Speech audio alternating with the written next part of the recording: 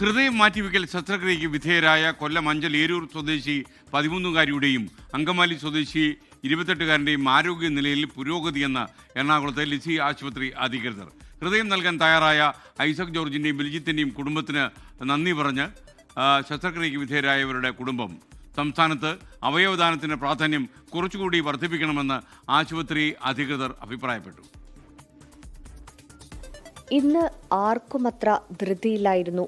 ജീവന് മുറുകെ പിടിച്ചുള്ള നെട്ടോട്ടങ്ങൾക്കൊടുവിൽ 2 ജീവനുകൾക്ക് പുതുജീവൻ ലഭിച്ചതിലുള്ള നിർവൃതിയായിരുന്നു ഏവരുടെയും മുഖത്ത്. കഴിഞ്ഞ 2 ദിവസങ്ങളിൽ അടുത്തടുത്തായി കേരളം സാക്ഷ്യം വഹിച്ച ഹൃദയമാറ്റ ശസ്ത്രക്രിയകൾ ഏറെ വിജയകരമായിരിക്കുന്നു. ഹൃദയം മാറ്റിവെക്കൽ ശസ്ത്രക്രിയയ്ക്ക് വിധേയരായ ആവണിയുടെയും അജിനേലിയാസിന്റെയും ആരോഗ്യനിലയിൽ പുരോഗതിയെന്ന് എറണാകുളം ലിസി ആശുപത്രി അധികൃതർ അറിയിച്ചു. അജിനേലിയാസും അതുപോലെ തന്നെ ആവണിയും രണ്ടുപേരും ഇന്ന് ICUവിൽ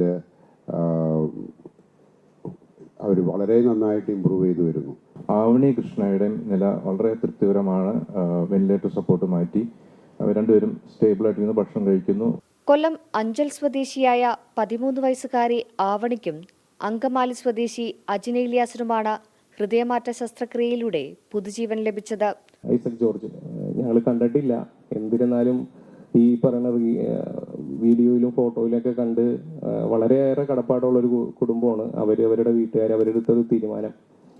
അതുകൊണ്ട് മാത്രമാണ് അജിന് ഇങ്ങനെ ഒരു ഹാർട്ട് കിട്ടിയതും. ആശങ്കയോടെ 13 വയസ്സുകാരിയായ മകളെയും ചുമലിലേറ്റി റെയിൽവേ സ്റ്റേഷനിലെത്തിയ ആ പിതാവിന്റെ ചിത്രം നമുക്ക് മറക്കാനാവുന്നതല്ല.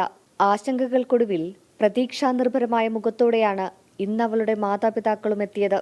24 വഴിയാണ് ലിസി ആശുപത്രിയിലേക്ക് എത്തിയതെന്ന് പെൺകുട്ടിയുടെ പിതാവ്. ലിസി വരാനും നമുക്ക് കാരണം 24-ല് ശ്രീകാന്താണ് കാരണം. ബിൽജിത്തിന്റെ ഹൃദയമാണ് ലഭിച്ചതെന്നോ ആ യുവാവ് മരിച്ചുവെന്നതോ മകളെ അറിയിച്ചിട്ടില്ല. അവളത് എങ്ങനെ താങ്ങുമെന്നറിയില്ലെന്നും 13-കാരിയുടെ മാതാപിതാക്കൾ പറഞ്ഞു. ബിൽജിത്തിന്റെ കുടുംബത്തെ നേരിൽ കാണാൻ പോകുമെന്നും ഇവർ പറഞ്ഞു. സൂര്യശ്രീ, 24, കൊച്ചി.